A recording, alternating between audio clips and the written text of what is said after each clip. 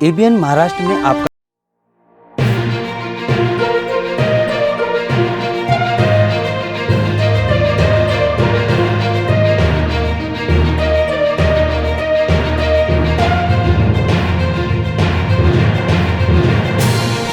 खैर मकदम। मैं हूं मुनीर आरिफ खान। नाजरीन, इस वक्त रिजर्वेशन को लेकर जहां तमाम ही तबकात इसे हासिल करने के लिए एड़ी चोटी का जोर लगा रहे हैं, वहीं इनमें सबसे ज़्यादा जो आवाज़ गूंज रही है वो मराठा रिजर्वेशन की आवाज़ है।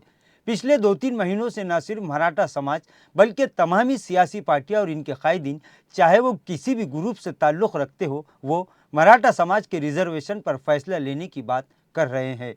हर जलसा जुलूस में, हर प्रोग्राम और मीटिंग में, यहाँ तक कि हर जगह सिर्फ मराठा रिजर्वेशन की बात हो रही है।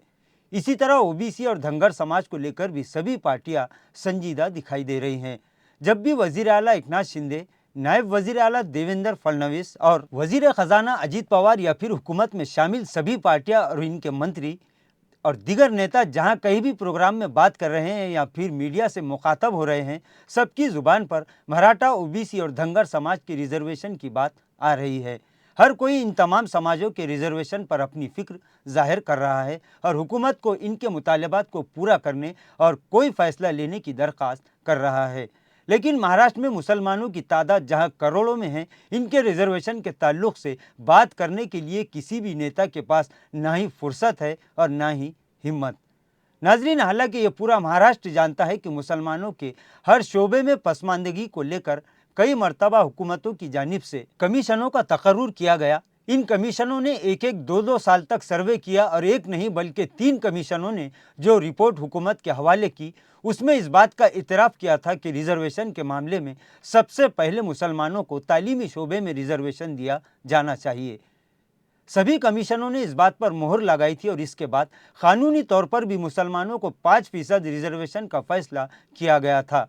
लेकिन जैसा कि सभी जानते हैं कि इस मुल्क और इस रियासत में मुसलमानों को तमामी सियासी पार्टियां और तमामी सियासी नेताओं ने सिर्फ इस्तेमाल करने का काम किया है, फिर चाहे वो सेकुलर पार्टियां हो या फिर नाम निहाद मुस्लिम परस्त पार्टियां।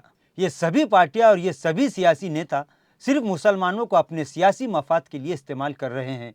कोई भी पार्टी या किसी भी पार्टी का नेता ये दावा नहीं कर सकता कि इसने मुसलमानों के साथ इंसाफ किया है या इसने मुसलमानों के अहम और संजीदा मसाइल को हल किया है या हल करने की कोशिश की है, क्योंकि मुसलमानों के अहम और असल मसाइल कुछ और है और सियासी पार्टियां और सियासी नेता बराए नाम दिगर छोटे मोटे तरक्याती कामों को अंजाम देकर मुसलमानों को अपनी जानिब रागिब करने और इन्हें लुभाने की कोशिश करते रहे हैं। बहरहाल, वजीर आला हो, नायब वजीर आला हो या फिर वजीर दाखिला, पिछले 2-3 महीनों के इनके रिजर्वेशन के ताल्लुक से दिए गए बयानात को उठाकर देख लीजिए कि किसी ने भी मुसलमानों के ताल्लुक से इस अहम मसले पर बात करने की जुर्रत और हिम्मत नहीं दिखाई। और अगर किसी ने इस तरह की जुर्रत और हिम्मत दिखाने की कोशिश भी की तो इसमें कितनी सच्चाई और साफ नीयत है ये पब्लिक है, सब जानती है।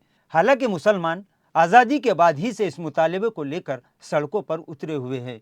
जब भी इंतखाबात करीब आते हैं, मुसलमानों का सियासी इस्तेमाल शुरू हो जाता है और फिर इंतखाबात के बाद या फिर हुकूमत बनने के बाद मुसलमानों को किनारे लगाकर इनके साथ गद्दारी करने और इन्हें नज़रअंदाज करने की रिवायत सदियों से चली आ रही है।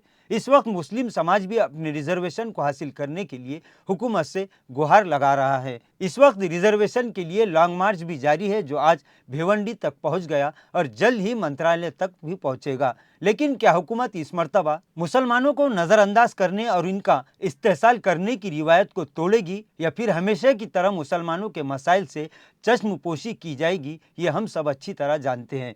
खैर, जब तक मुसलमानों को उनका हक नहीं मिल जाता, कोशिश जारी रहेगी और जारी रहना भी चाहिए, ताकि हुकूमत और हुकूमत में शामिल पुढारियों को बार बार ये एहसास होता रहे कि ये कौम अभी जिंदा है। रिजर्वेशन मुसलमानों का दस्तूरी और जमहूरी हक है। हुकूमत और हुकूमत में शामिल तमामी पार्टियां और नेता जो 30-30 सालों से मुसलमानों का सियासी इस्तेमाल करके अपने आप को सेकुलर जाहिर करने का नकली ढिंडोरा पीट रहे हैं, इन्हें नींद से बेदार होकर मराठा, धनगर और दीगर तबकात के साथ साथ सबसे पहले मुसलमानों को रिजर्वेशन का हक देने के लिए फैसला करना चाहिए, वरना ये बेगैरत और बेशर्म हुकूमत और मफाद परस्त नेताओं को इसका खुमियाजा आज नहीं तो कल भुगतना ही पड़ेगा। जैसे जैसे इंतखाबात करीब आएंगे वैसे वैसे ये सियासी नेता मुसलमानों को बहलाने, फुसलाने और उन्हें सहलाने के लिए मैदान में आ जाएंगे। इनमें वो तमाम ही सियासी पार्टियां शामिल है जो इलेक्शन में हिस्सा लेती है और लेंगी, फिर चाहे वो फ़िरका परस्त पार्टियां हो, नाम नेहाद सेकुलर पार्टियां हो या फिर मुस्लिम परस्त सियासी पार्टी, सब एक ही है। लेकिन आज नहीं तो कल इन्हें अपनी इस बेगैरती का हिसाब ज़रूर देना होगा।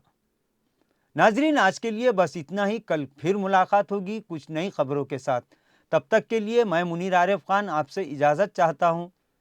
अल्लाह हाफिज़।